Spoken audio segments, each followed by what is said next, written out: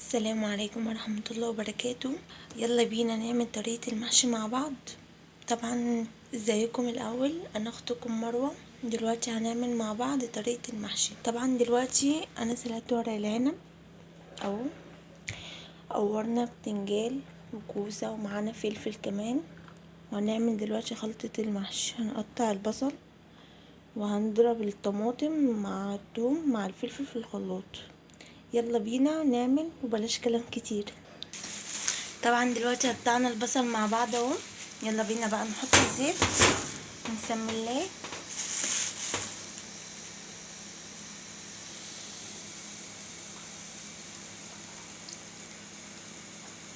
طبعا دلوقتي قولوا بسم الله. قطعنا طبعا البصل وحطيناه هنا وحطينا عليه شويه زيت وهنسيبه 5 دقايق وبعد كده ننزل بالطماطم يغير بس لونه شويه. هنا خلاص البصله معانا بقت تمام، وهنا كمان بنسلق لحمه اهي. هنحط بقى شويه شطه دلوقتي كده على البصله، مش كتير يعني. نقلبها، متحطوش كتير لان انا حاطه فلفل. وهننزل بقى بالطماطم بتاعتنا، نقول بسم الله. نعلي عليها بقى كده. اول ما تغلي معانا هنغطيها على طول. بصوا كده كده خلاص. هنقلبها بقى ونغطيها. طبعا مش بتحطوا لها اي حاجه دلوقتي، لما تتسبك شويه بس كده نغطيها بقى. هنا بقى خلاص كانت الصلصه خلاص سبكت اهي. حطيت لها طبعا بهارات محشي، شويه فلفل اسمر، شويه كمون، وشويه ملح، وشويه شطه. بس كده. قطعنا الخضره بتاعتنا اهي والرز هنحطه هنا طبعا على الصلصه كده.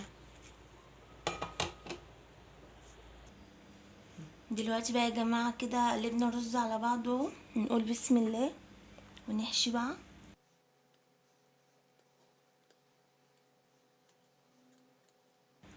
طبعا ما تملوش قوي.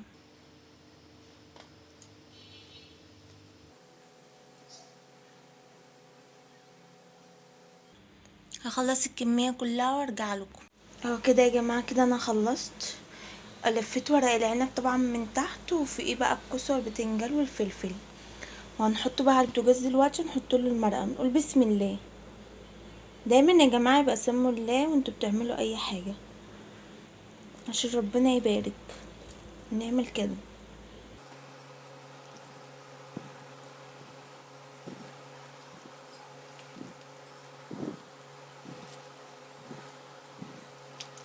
بس كده يا جماعه سقيناه، حطينا له المرقه. طبعا انتوا مش بتحطوا لحد فوق، يعني مثلا لحد نصه كده. هنحط له بقى من فوق الوش كده شويه زيت صغيرين كده بس. هنولع عليه بقى كده يا جماعه. ولعنا عليه ومعلين عليه وهنسيبه لحد ما يتشرب وبعد كده نوطي عليه. كده يا جماعه خلصنا وادي المحشي.